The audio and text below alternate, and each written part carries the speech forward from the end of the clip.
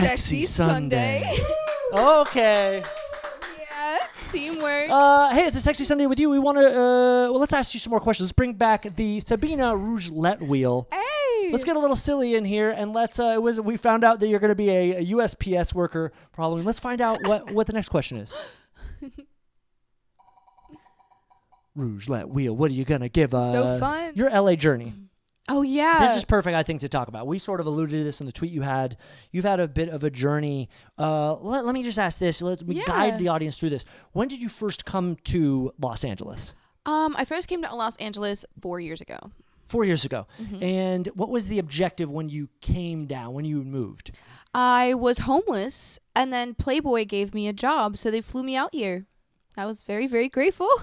Okay. What's up, Playboy? Yeah. What's up, Playboy? You know? We've all heard some good stories about Playboy or the Playboy Mansion and the pictorial and all of that. From homeless to Playboy, has that story happened before? Do we know? I know that I'm like the Gen Z of the Playboy whole fad, because now we're all like online. I'm like, I think I was like the last magazine. You were in the magazine. Yeah. You were the last. Everything about this journey is an incredible dream. You were homeless. You were then in Playboy. You were on the last of the tangible pages. Yeah, actually, now it's all online, which I was like, it's pretty trippy, honestly. Do you have a physical copy at home? I do have a physical copy at home. Next time you come in, you gotta we gotta laminate it. You're in Playboy. How did they find you as being homeless? Like, what was there an audition? Do you have photos they found? How? So I was camming for Chatterbait, and I was camming for a while, and I was camming too much to the point where they were like, you need to take a break. And I was like, oh, okay. And because I was camming for like hours and I wouldn't turn it off, and they were like, you need to stop. So they ended up giving me a cam platform said stop camming. That seems like it's bad for business. I fell asleep on camera. All right, well, that's a little weird. That's a little weird. I passed out, fell asleep on camera. It wasn't like I was drinking or anything. I just genuinely fell asleep on cam. What was the longest day of camming you ever did? A full 24 hours. You cammed for 20, and this is while you were homeless? So were you like staying with someone? And it was a cam house. I couldn't leave I couldn't sleep over there unless I was working, so I worked like nonstop. This is wild. I have never. Let's just go check with our live audience. Have you guys ever heard of a cam house? It's kind of like a bunch of people monetizing off of people who are desperate. That is wild.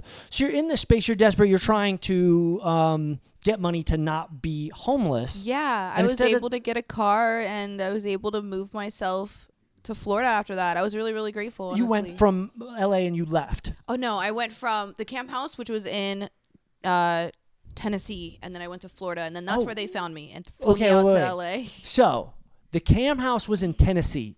Yes. Now we're all getting a different image of what the cam house looked like, and it's a lot more grim than it was before. Then you went to Florida. Yeah, and then I moved to Florida. I was living in my car behind Walmart. It was freaking cool. Incredible. And then Playboy discovers you. How did they say we found you on such and such? They found me on Twitter. So they actually hit me up on Twitter, and they were like, would you like to be a part of this? And I was like, oh my God, yes. Like, it changed my whole life. Like, thank you guys so much. Incredible. This is incredible. And then the same way we met on Twitter has bared some good fruit for relationships around you. Oh my God, yeah. Oh my God, I'm so grateful for every single one of you guys who follow my Twitter. I love you guys so much. I wouldn't be able to be here without all of the support that I've been able to get, and I've been able to like be a part of this really weird journey we call life. And you guys are so supporting and loving, and honestly, I wouldn't be here without you guys.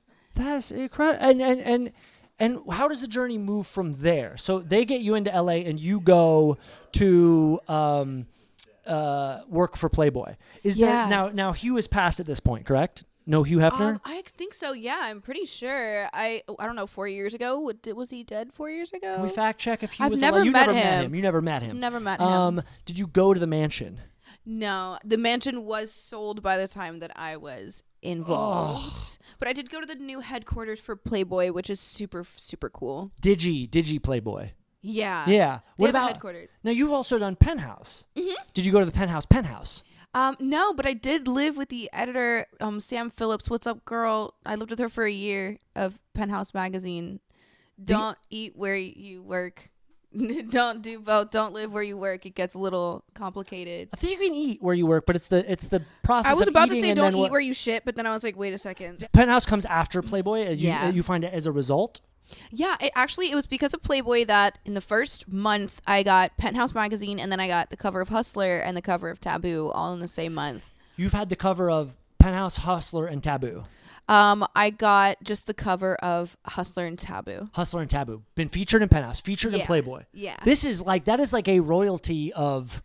I'm so grateful. I'm still in shock, honestly. It's kind of insane. Or they were desperate. I'm in shock. Like, I've met other Playmates before. I have never met a Playboy, Penthouse, Hustler. That's like the trifecta. That's like a royal flush. Triple crown. Triple crown. Triple crown, clap, triple crown, triple crown. Well, I'm gonna get kicked out of my apartment. It's how does the journey go from there? I want to dig through this journey. You get through all those spaces. How does adult films then connect to that space? Well, I was a lesbian when I first started. Mm-hmm. Now I'm limitless, but I was lesbian when I first started, and I thought I was eating pussy for free. Like, why not get paid for it? So I started doing that. You know, I also want to piss off my ex-girlfriend too. So yeah, me too. I want to do both of those things. She was addicted to porn, so I had to fuck every single one of her favorites. The tea is now getting. Here, I'm gonna grab a piece of sushi, and here we go. There we go. Let me grab this right now because I feel like we've been spilling the tea. Yes.